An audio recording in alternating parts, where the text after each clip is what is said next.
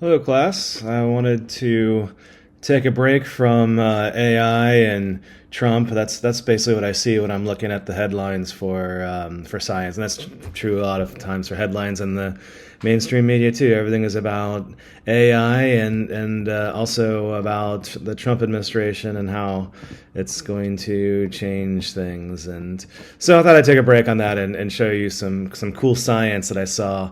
This is about precision medicine here. Pain meets precision medicine, and I think it's a cool article because it goes through some of the steps they're doing to figure these things out, and this is something that we're still learning about.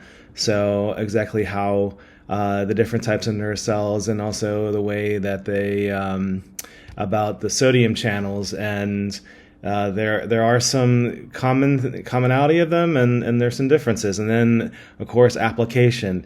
And if you read the article, there's some cool things. There's two families that happen. There was one where there's a famous condition that they always felt like their feet were on fire. So this erythromyalgia. So a family in Alabama, and basically their nerve cells, their pain receptor cells, were just going on and on and on. And so they studied the proteins. They studied the family members, and to see how that worked. That would be it's unfortunate that the family had to go through that. And then there was a family in Pakistan who were the opposite. They basically didn't feel any pain. So, I mean, honestly, both of these, if you think of it, are really, really frightening, to always be in pain or to never feel pain whatsoever. So, I'm happy, to be Goldilocks here in the middle, where, when it hurts, I feel pain, not that I'm in pain all the time, and that I don't feel pain, because if you don't feel pain, then you can get injured. Right. So, at least in my opinion, that's feeling pain is a good thing.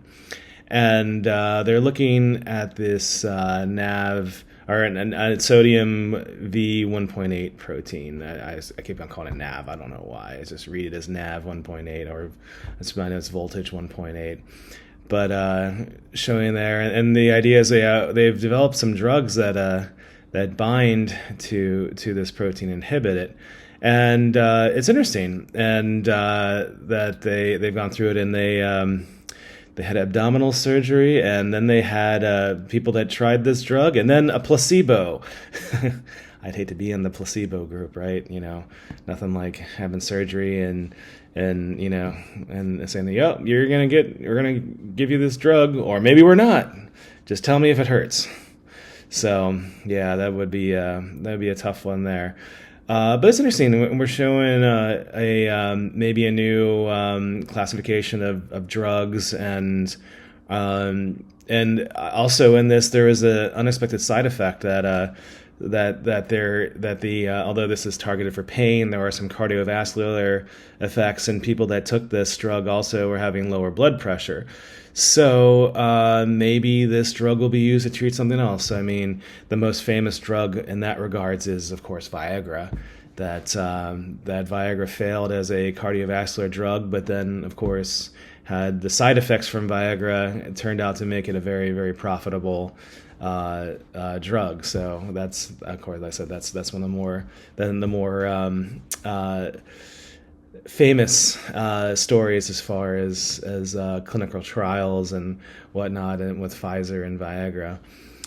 This is an interesting article, and of course the overall this is also trying to reduce many people's dependencies on opioids, so, and other narcotics, and because those are great for pain, but there's addictive properties of this, and having here something that you can take to get rid of pain, but you're not necessarily going to deal with the same receptors as the opioids, and also I guess unfortunately you're not going to give the dopamine rush.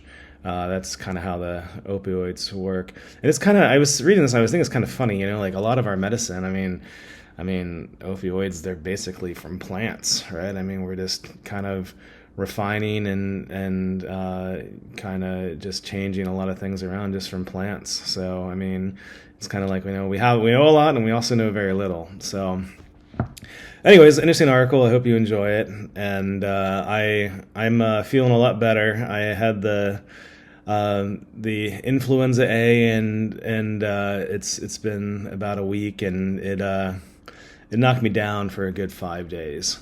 I mean, for 2 or 3 days, I was really out of it, and you saw me in the last video. I was sniffling quite a bit, and Tamiflu is magic. It was very magic, and I guess unfortunately, I had a pretty boring weekend that I just mostly just kind of recovered from my illness, and I feel better. And I had the seasonal flu shot, so whatever I had, evaded the vaccine. So be careful. It looks like this year's vaccine missed.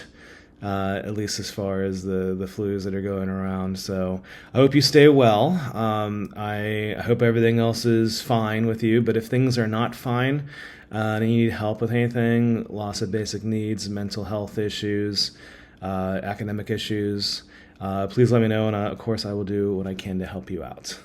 So aloha for now. And I will, of course, talk to you guys again in the future. Aloha.